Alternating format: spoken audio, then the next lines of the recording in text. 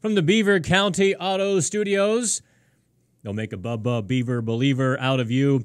It is the Live Pens Chat here on Tuesday, November 20th. I'm Dan Kingerski. The Penguins' free fall continues.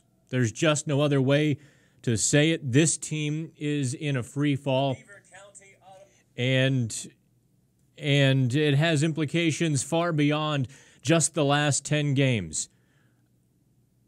I mean, everyone has the same thought, right? Are we seeing the end of the era? We thought it was over. Someone, there's always somebody who thinks they're smarter because, hey, didn't you say the dynasty was over in 2015? Well, yeah. Didn't most of us think it was done back in 15 with Mike Johnston and organization in turmoil? Sidney Crosby, Evgeny Malkin heading towards 30. You don't start winning championships at that point. But the Penguins did. With Mike Sullivan, with youngsters like Connor Sherry, who you saw last night, Brian Rust. They found a way to turn everything around. And then Jake Gensel joined the party. The goaltending battle with Matt Murray and Marc-Andre Fleury. So many things came together, and then you add a journeyman like Matt Cullen, who just fit perfectly. And all of a sudden, the Penguins had a real dynasty. They finally completed their mission and got that second and even a third Stanley Cup. But here we are just a couple quick years later, and the wheels have come off. There isn't a good reason for it either. That's what I tried to get into a little bit last night after the game in the post-game columns. I did several on Pittsburgh Hockey Now. Do want you to join the chat here on the YouTube page. Do me a favor and hop on to the chat board here. I see Hugh and Brian already having a good conversation. Appreciate everybody who joins it, because this is supposed to be about you, and I want it to be about you. I'll tell you what I think. I'll answer all of your questions. I'll provide as much insight from the locker room and as much of the X's and O's analysis that I'm able to provide. But I also, it's also about what you're thinking and where you're heading with it.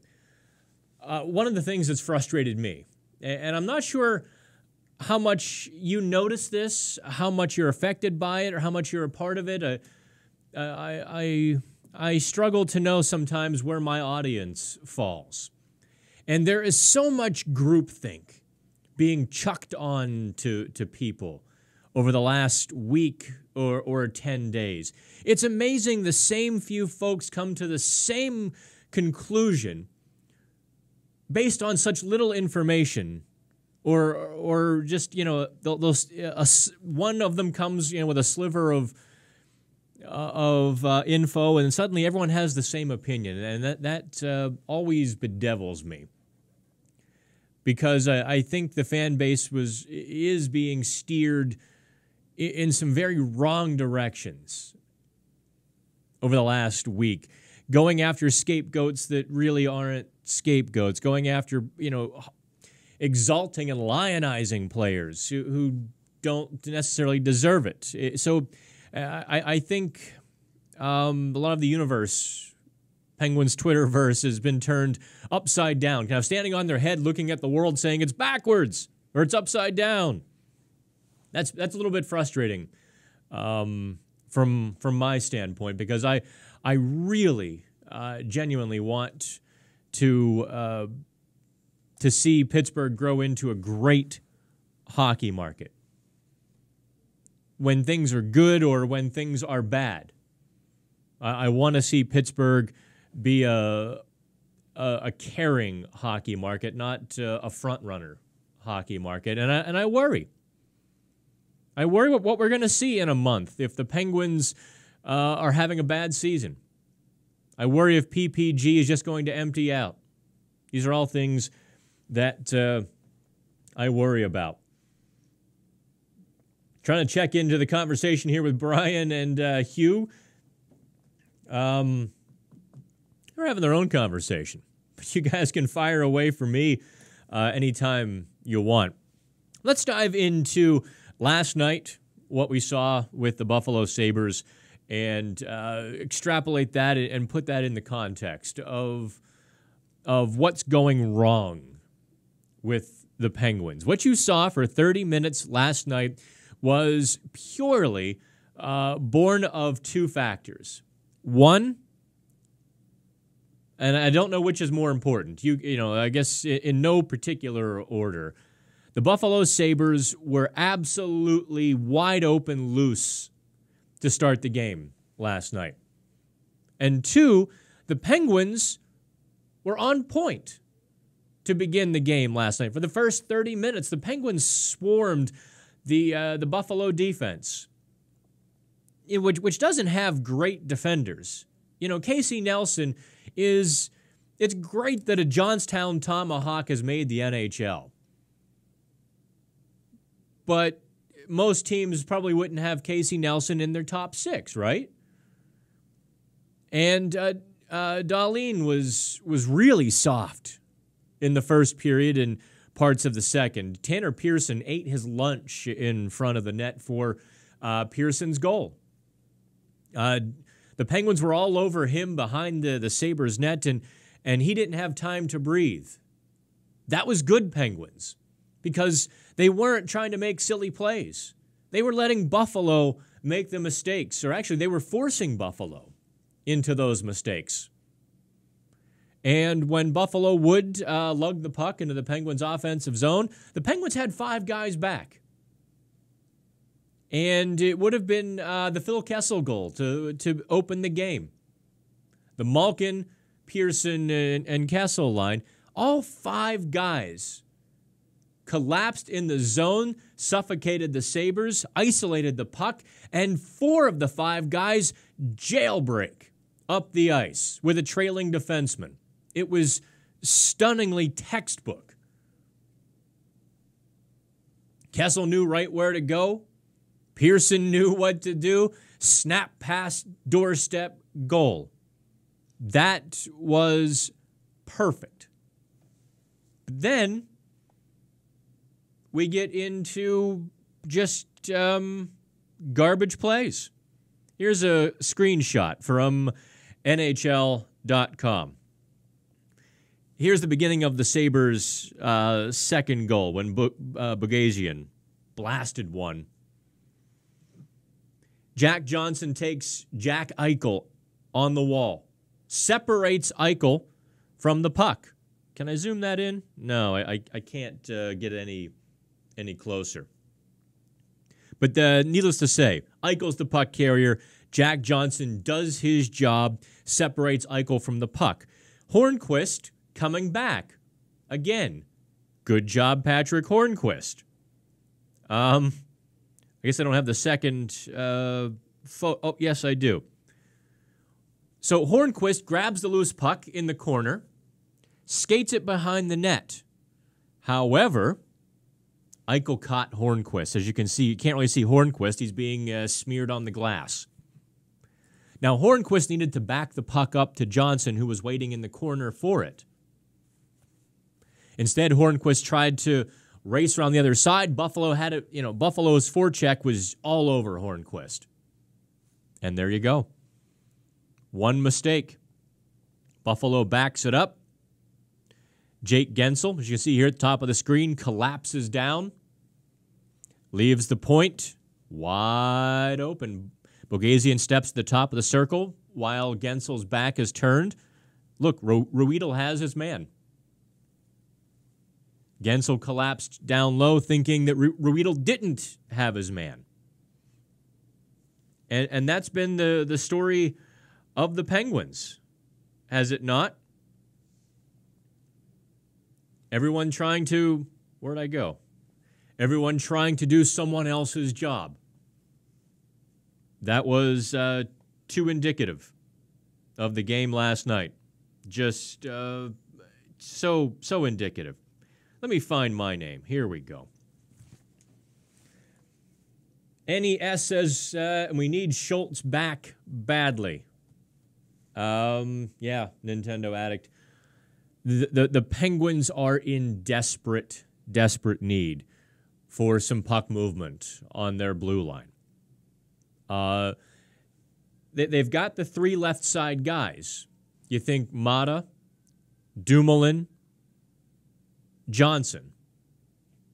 Those are three really kind of non-puck moving left side defensemen in the Penguins system. Not take anything away from Dumoulin, who has some puck skills, and not to take anything away from Johnson, who can have. Actually, sometimes I wonder if the Penguins forwards aren't yet used to Johnson, who really has a hard first pass. I mean, he can smoke it out of the zone, and I wonder sometimes if that catches Penguins forwards off guard.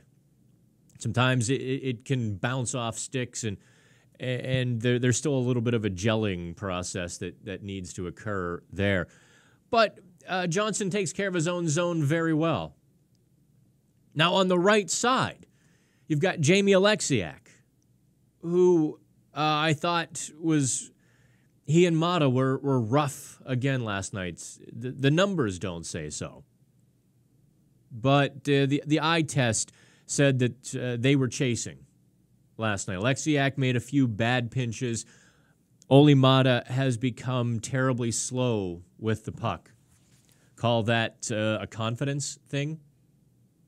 I just don't know. So Buffalo pounced on that when they were able to turn the tide. Buffalo pounced on that. If Jim Rutherford fixes one thing quickly, it would be the defense. They absolutely need another right-sider. Chad Ruedel was also exposed last night. As the game got fast, even in the first period, he had a pair of unforced turnovers. Mike Sullivan talked about this in the post game too. I was glad he dropped some X's and O's. I don't know if you caught it. I don't know how many of you actually watch the post game. I mean, do you watch the post game too often to see what Sullivan or some of the locker room says, or the game's over, hop on Twitter and see what folks like me are saying? I mentioned this in the columns. Buffalo was jumping the walls. They were just eating the Penguins' breakouts alive after a time last night. And so what Mata and Ruedel especially were doing, Johnson too, just going right off the glass. Off the wall, off the glass, and out, sometimes not even out. The Penguins just weren't making plays to get puck possession. They were just looking for relief out of the defensive zone. And Buffalo provided precious little of that.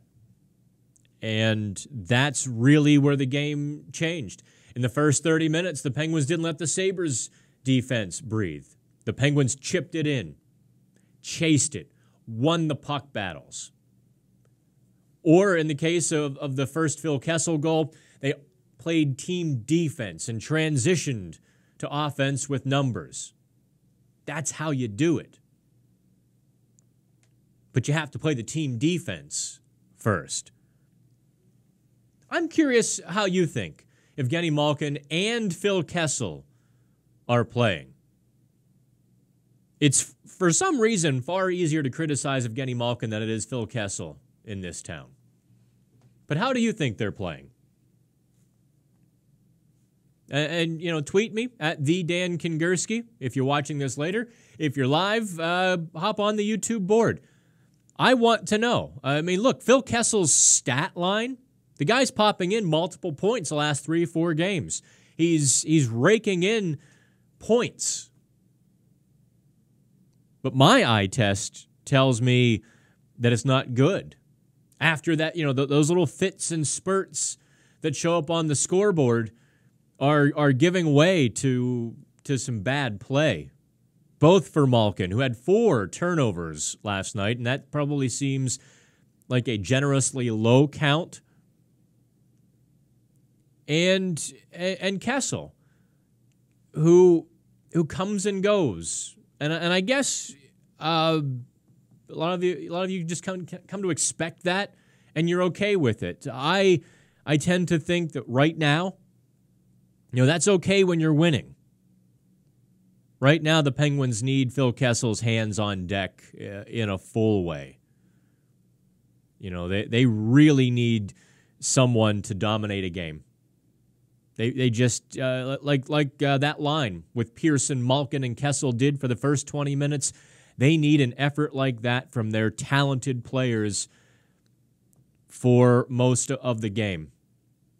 Sure, every team's going to push back and you go back and forth, but desperate times, and you look at your top line, because I mean, look at the Penguins' third line last night. Do I have the? No, I don't think I have the Dominic Simone goal. Don't know where it went. So I'll show you this instead. Here we go. There we go. There's my grandson Leo, who's coming to visit tomorrow. Can't wait. Leo. Anyway, the Sabres' first goal. Letang banks it off the wall. Simone is going to play it on the backhand against the wall. He has to turn and play it on the forehand. At that point, it was over. Daniel Sprong was, I don't want to say flying the zone, that's a negative, but he had transitioned to offense, assuming that Simone was going to be able to play the puck. And when that bobble occurred, there was, the whole left side of the ice was just wide open. And I saw Letang kind of give Sprong a little, hey, after the goal. Wasn't anything terrible. Like, it wasn't any sort of tongue lashing. It was obviously, I don't know if it was a my bad or, hey, be mindful of your zone a little bit. You're never quite sure. And you don't get to ask very often, do you? A lot of the Penguins didn't talk last night. Malkin and Kessel were scheduled to speak, and neither did. Derek Brassard was sad, angry, sad. The Jake Gensel video is on our YouTube page. What I experienced in person, I mean, I was front and center like you and me to Jake Gensel. 3 feet or so. I could barely hear him. But yet I watched the video back and that wasn't portrayed. So I even changed the headline because it just didn't look like what I experienced in real life. But standing close to Jake Gensel, there was a certain despondence, an exasperation to go with it that didn't come through on camera, which is probably good for Gensel and the Penguins. But truly, I couldn't hear him, and I was feet away. I did ask him at 4-1 if satisfaction crept in. Watch the video. He says no, but then he describes what happened, which is completely satisfaction. It's one of those things where I guess maybe my question had a negative connotation, so he put a different spin on it for me. John D. Hey, welcome, John. John D. says the Penguins are sloppy and disinterested.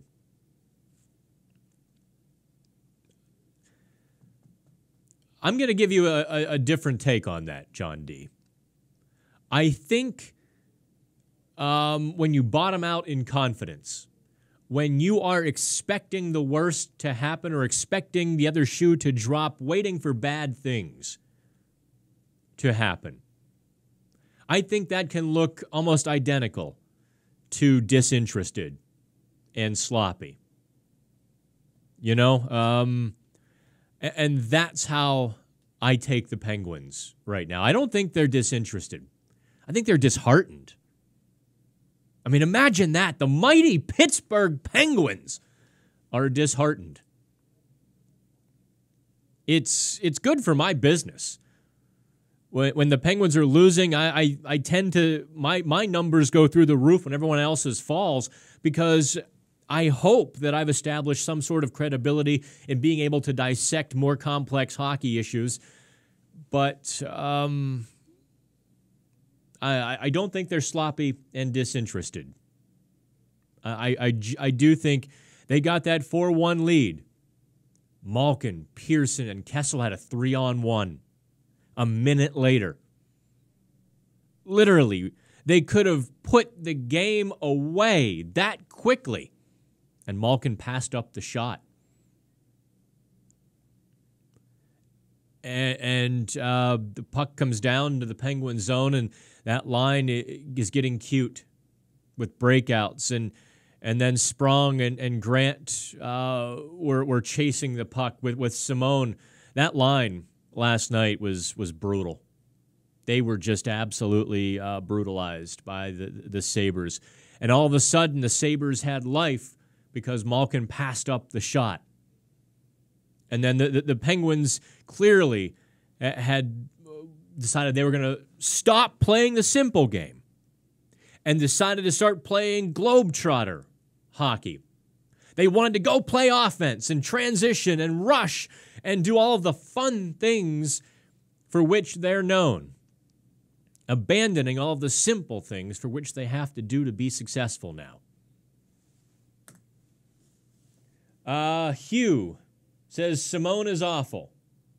No, Hugh, Simone is not awful. Simone had a bad game last night. But this is one of the things that drives me nuts. Simone has actually had a very good season. What's he have, 9 or 10 points to this point? Generally speaking, he's fast, he's gritty, he's hard on the puck, he's got some offensive creativity. Sure, he lacks a bit of finish or grips the stick too tight in some finishing situations, but he's also set up enough guys in glorious chances. In glorious, not inglorious, but with glorious chances. How's that? He set them up with glorious chances. Joel asks, realistically, what's more important, bottom 6 help or another defenseman? I would start with another defenseman. I do not know. I liked what I saw from Teddy Bluger in preseason. I wrote back then on a different team that I think he would be in the NHL. He's a little wild at times. You know, he can be reckless isn't the right word, but he can be over-aggressive. Like sometimes a dog chasing parked cars at the NHL level, from what I've seen. I think they have an answer that is worth trying there. Be it fourth line, hell, be it third line center. I've been incredibly disappointed from what I've seen from Derek Grant to this point. I expected a bit of a different player after my Anaheim film study. He got in a groove last year, it looks like. He took, 80, 90 games to score his first goal? 84 games, I think. Almost Riley Sheehan-esque. And he just hasn't clicked to this point with the Penguins. And it's been a unique thing. There's one topic I want to dive into here, and that is this guy, Mike Sullivan.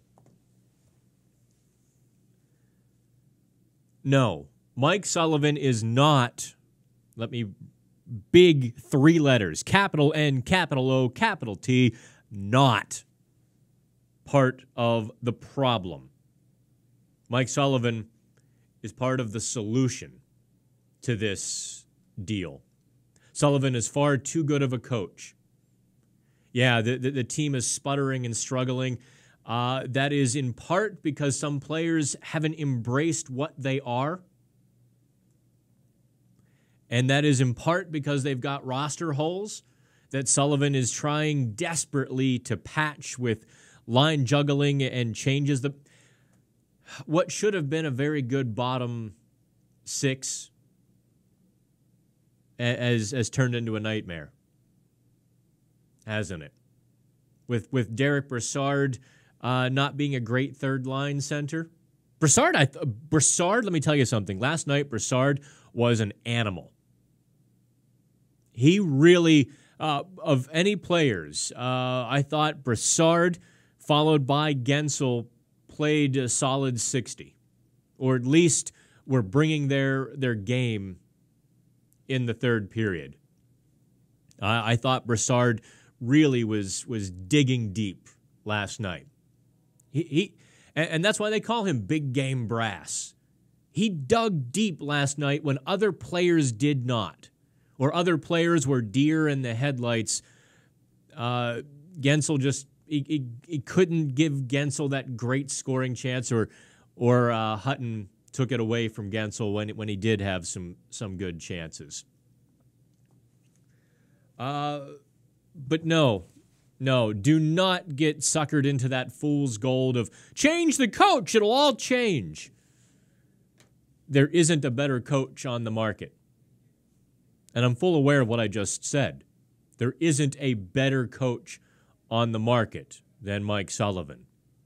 Joel Quenneville, if he doesn't wind up in St. Louis today or tomorrow, how did Edmonton pass on Quenneville? Anywho,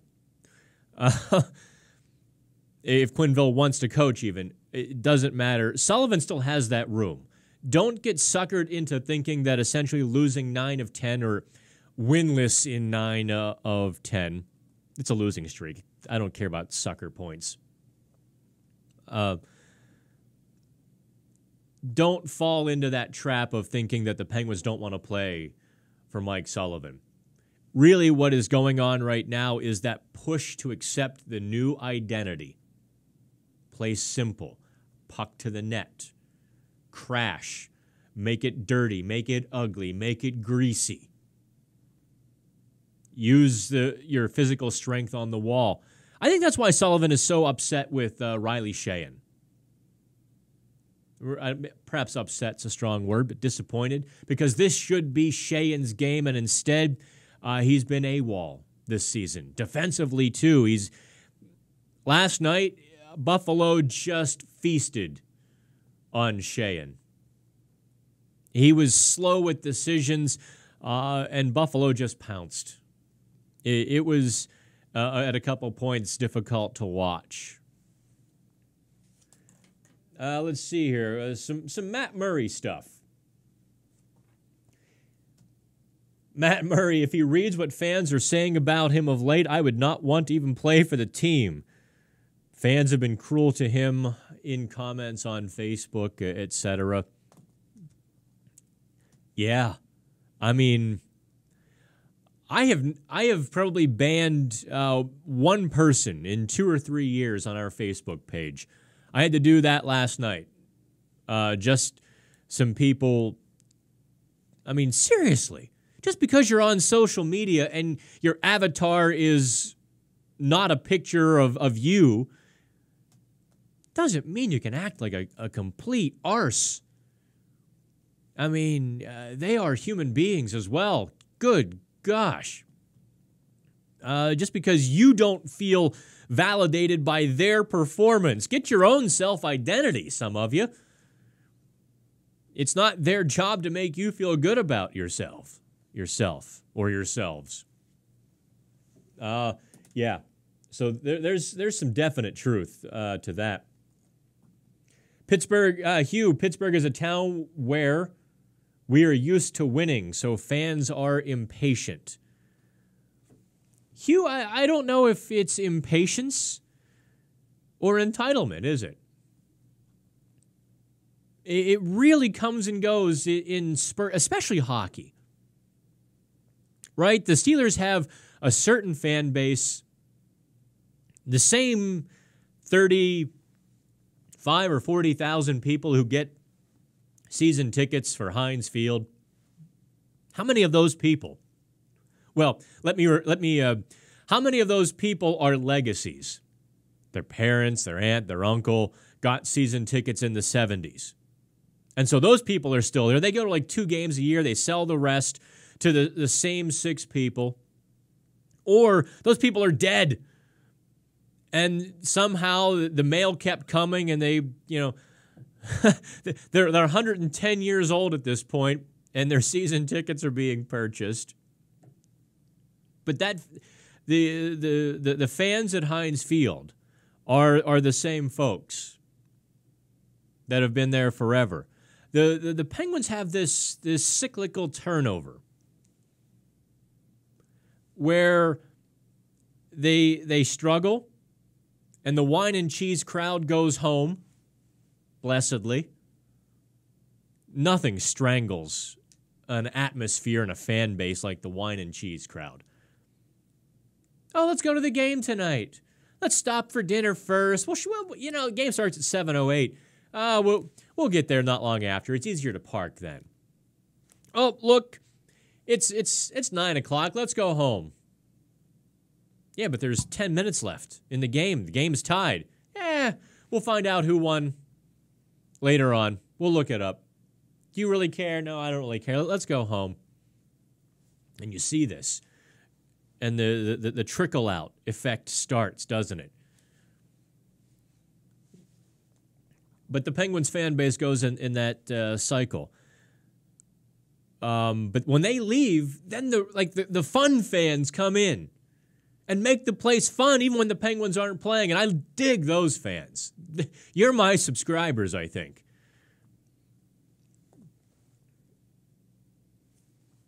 Want to check the chat. I should check Twitter as well to see if I'm getting any action on there. See a lot of retweets. Appreciate that.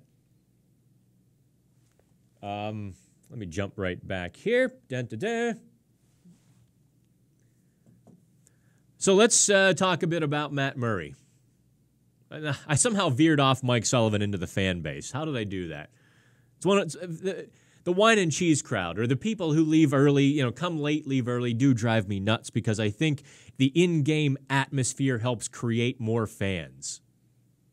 And I think that's vital to growing and sustaining a team in a city this size. Pittsburgh is not exactly very big.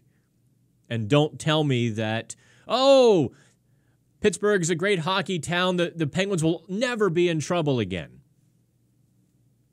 I'll believe that when I see it. I'll believe that when the Penguins are out of the playoffs and there's more than 8,000 folks there.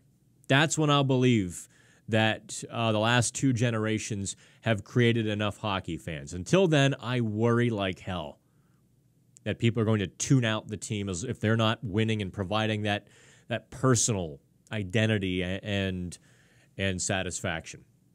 But to Mike Sullivan, no, has not lost the team.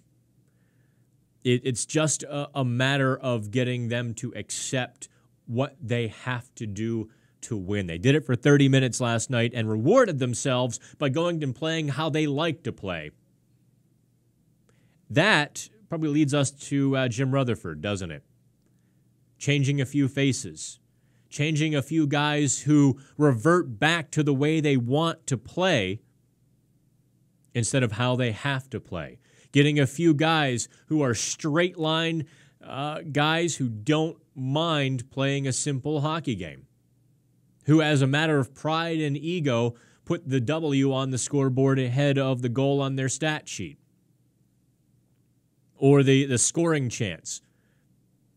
The Penguins could use a guy like that right now in a leadership role. The Penguins could desperately use a guy like that. I don't know if he's available in the trade market. I don't know who it would be. I don't know what Jim Rutherford can find. But if he can find a guy like that, then the Penguins might be cooking with gas. Oh, I know where this all started. What would be more important, bottom six or defense? Yeah, defense. But man, oh man. Some bottom six help would be nice. Bluger could be. I don't know that he would be ready for the bright lights of a third-line center role, however. And that brings us to, that's an interesting question, isn't it, of Derek Brassard and what to do with him. If you get beast mode Derek Brassard like you saw last night, my God, there's not a better third-line center in the NHL. There's not many better second-line centers. But when he gets shuffled back and, you know, it takes that edge away from Brassard. Sullivan's best coaching job might be convincing number 19 that they desperately need him to be that beast mode guy. Keep Kessel and Gensel, or rather Hornquist and Gensel with Brassard. Make him feel like he's got a real line, and don't put Simone and Sprong beside him where he feels like he's babysitting.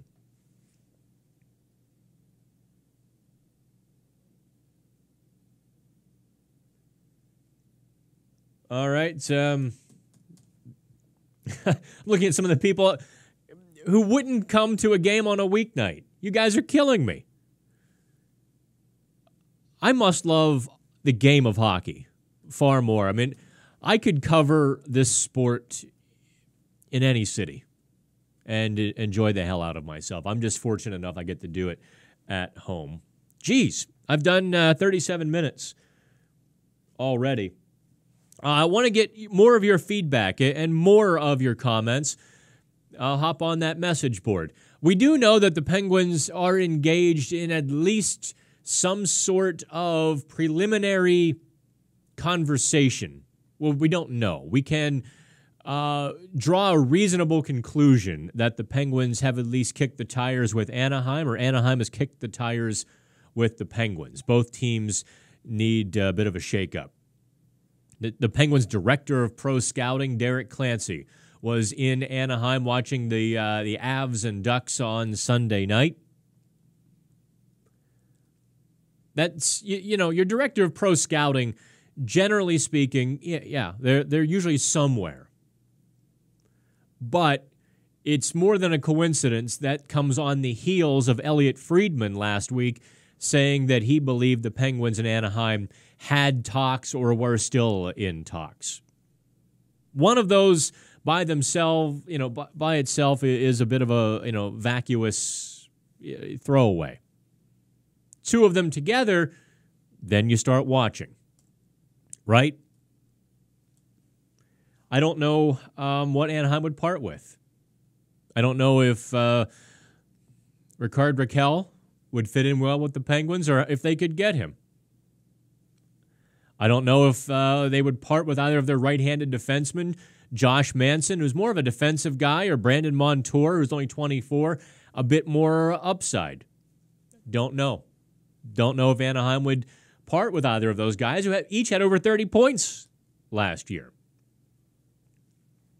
Just don't know what Anaheim might be willing to do, because they're in a bit of the similar situation as the Penguins in terms of their guys. Getzlaff and Perry are old now, into their 30s. But Anaheim doesn't have a couple or a few cups to show for their efforts, and now that slide is beginning in Anaheim. So they can make one last gallant run, but I think that was last season, and it didn't work out so well.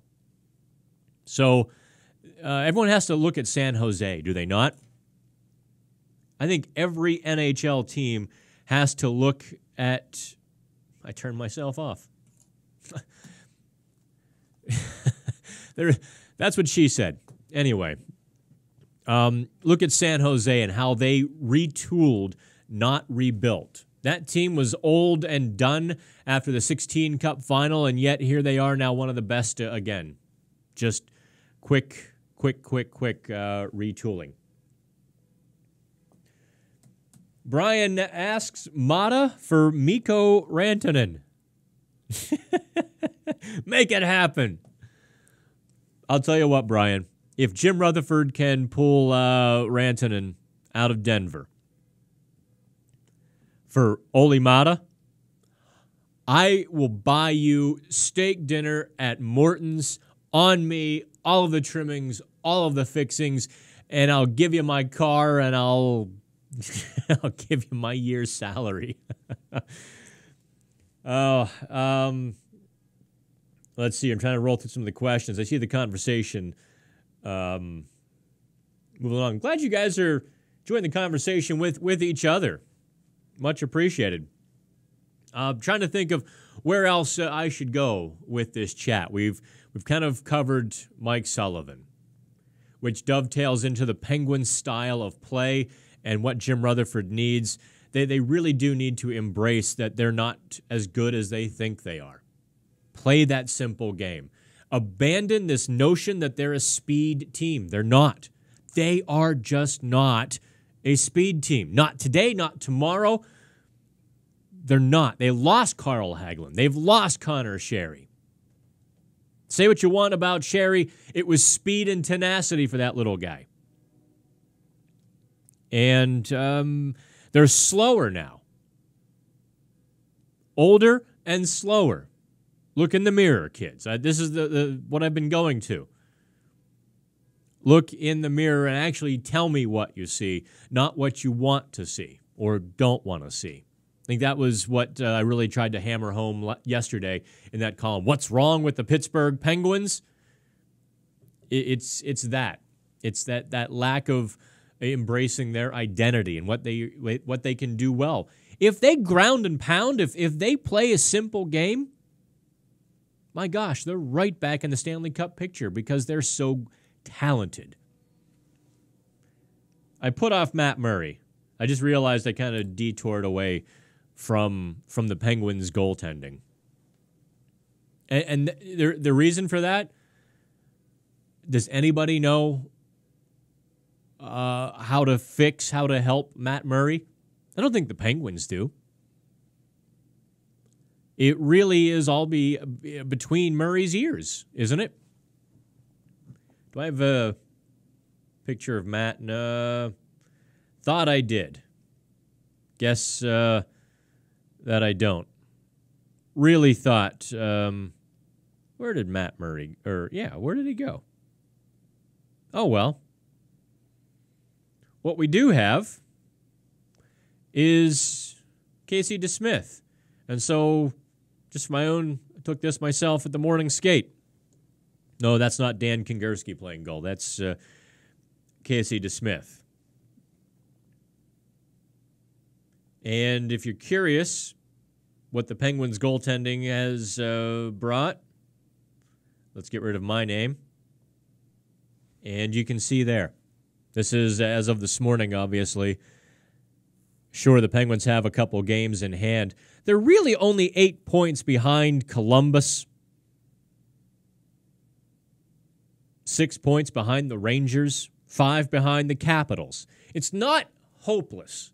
That has to be the most heartening thing, right? Yeah, they're in last place in the Metro Division, last place in the Eastern Conference. It isn't hopeless. If they can reel off 3, 4 in a row, they're right back in it. And that comes with embracing it. But Matt Murray, when a goaltender loses it, loses his marbles, loses his confidence, loses his nerve, there are only so many things a goaltender coach can do. You can change a couple things. You can, try to do those fake changes. It doesn't really change the player, but the player thinks he's changed. Murray's probably too smart for those sorts of gimmicks. The Penguins need to put him in goal and just forgive my language. I don't ever, but hey, I can't swear on YouTube, so they have to protect the crap out of Matt Murray. And I mean protect him for 60 minutes. They have to shut down the opposition to 25, 28 shots, limit the high-danger chances to just a couple or a few, and suddenly you do that for a game and 2 games. And Murray starts to get a little bigger. He starts to get, 6'4" again. It's amazing goaltenders can stop a couple high-danger chances and how big those chances and how magnificent those saves look But if they have to make 10 of them, how bad the goaltender looks. One of those optical illusions, so to speak. Sullivan should try a tennis ball gun and have Matt and Casey just try to stop as many as possible. What are we, like American gladiators at this point? Just start, that boom. Tretiak, by the way, I think is the guy that essentially invented that on the wall. Boom, boom, boom, boom. As one of those pregame warm-ups. I think that was Vlad Tretiak. Aaron asks, do you think it's time a bigger trade with multiple players being shipped out? Yeah. I think the Penguins at this point have to change their dynamic. They have to get a couple guys in the locker room who believe in that simple game. Because let me tell you something. I don't know how do I dance around the most delicate topic when talking about Penguins trade chips. There's a very obvious choice that could bring a great return, make the Penguins younger, make the Penguins a little grittier, and make the Penguins a bit more fastidious on defense and play that straight-ahead simple game. But I don't think I don't want to get into it. It's not worth the hate mail and the hassle. So, the Penguins are kind of caught there because the players they'd like to trade aren't going to bring the players they need. You're not going to trade Olimata for a top line right winger to complement Sid properly. You're not going to trade Olimata for a lot right now. You might find a right side defenseman who also needs a change of scenery like Mata does. That's the best hope. Or, boy, you hate to say it, you have to package a guy like Jake Gensel who makes no money with Olimata to get a real return on that investment. Those are the decisions that Jim Rutherford has to be looking at, and none of them are good choices. The next move the Penguins make is going to hurt. It's going to, you're going to feel a real pinch, probably, on this next move. I don't think they're going to nibble at the corners. Not with Sidney Crosby still playing at the top of his game like he is. And not with Evgeny Malkin still on the roster. And Chris Letang back to form. I don't think the Penguins take a small approach to this. It might take another month. It might be into December if the Penguins can get this turned around. But that next one is going to be a biggie.